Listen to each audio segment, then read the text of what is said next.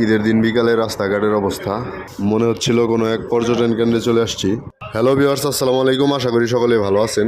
আজকে ঈদ উল ফিতর, ঈদের জামাত সকাল 9টায়। আমি সকাল সকাল ঘুম থেকে উঠে জায়নামাজটা হাতে নিয়ে রওনা হয়ে গেলাম ঈদগাহ মাঠের উদ্দেশ্যে। যদিও আমার বাইকটা ধোয়াধুয়ি করতে 5-7 মিনিট লেট হয়ে গেছে। ঈদগাহ মাঠের কাছাকাছি চলে আসছি। এইখানে এসে দেখি আশেপাশে অনেক দোকানপাট বসছে। বাচ্চাদের যেন এক আনন্দ উল্লাস চলতেছে। সবাই যার যার মতো নতুন কাপড় চোপড় পরে কেনাকাটা করতেছে। ওদের দেখে আমারও খুব শৈশবের কথা মনে পড়তেছিল। আপনি আমি সবাই একটা সময় এই বয়সটা পার করে আসছি। এই বয়সটাতে আসলে ঈদের প্রকৃত আনন্দ থাকে। আমরাও তো কতই না কি করতাম, হাতে মেহেদি টেদি লাগিয়ে অস্থির অবস্থা। কতই না ভালো ছিল দিনগুলা।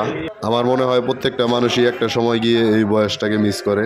যেমন আমি করছি, আপনিও করেন কিনা কমেন্টে জানাবেন। আমি চলে আসছি ঈদগাহ মাঠে। এটা হচ্ছে আমাদের কেন্দ্রীয় ঈদগাহ মাঠ। এলাকাবাসী সকলে আসছে ঈদের নামাজ পড়ার জন্য। আমিও চলে আসছি। অনেকে অনেক জায়গায় দূর দূরান্তে থাকে, ঈদের ছুটিতে বাড়ি আসছে। সবগুলা পরিচিত ফেস একসাথে দেখতে পারলে অনেক ভালো লাগা কাজ করে। চাইলেও ইচ্ছারা সবার সাথে দেখা করা পসিবল হয় না, সবাই যার যার কর্মব্যস্ততায় থাকে। একটা সময় কোনো কারণ ছাড়াই বন্ধু বান্ধবের সাথে সারাদিন কাটাইতাম। এখন চাইলেও ইচ্ছারা তাদের সাথে দেখা হয় না। এর মধ্যে আবার কেউ কেউ দেশের বাইরেও থাকে, তাদের সাথে 2-3 বছরেও দেখা হয় না। একটা এইজের পর সবগুলা ফ্রেন্ড সার্কেল একত্রিত করাটা অনেক টাফ। আজকে হয়তো ওরা আছে, কালকে হয়তো এদের মধ্যেও কেউ না থাকতে পারে। এইভাবেই আস্তে আস্তে প্রত্যেকটা দিন জীবন থেকে হারিয়ে যাচ্ছে। আমাদের ঈদের জামাত শুরু হয়ে গেছে, আলহামদুলিল্লাহ। আমরা ঈদের নামাজ পড়ে নিলাম।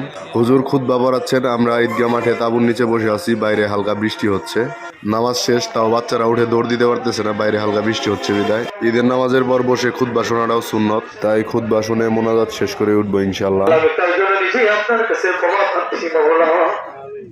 মোনাজাত শেষ করে সবাই সবার সাথে একজন একজন করে কোলাগুলি করতেছিলাম।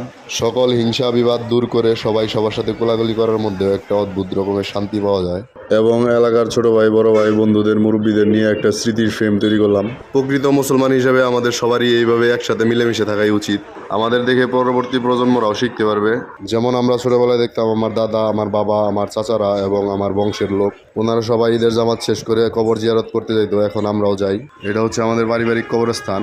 এইখানে আমার দাদা দাদি, চাচা এবং আমাদের আগের প্রজন্মরা শুয়ে আছে। তাদের আত্মার মাগফিরাত কামনা করে আমরা সবাই মোনাজাত করলাম। আল্লাহ যেন তাদের সকলকে মাফ করে দেন।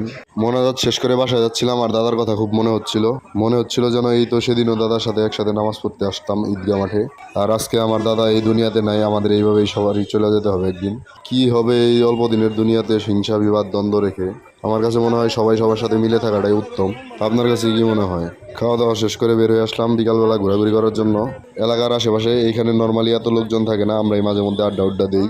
আজকে ঈদের দিন, ফাঁকা রাস্তা, প্রাকৃতিক ন্যাচারাল ভিউ, তাই প্রচুর লোকজন আসছে প্রকৃতির সাথে একটু সময় কাটানোর জন্য। আমরাও চলে আসছি।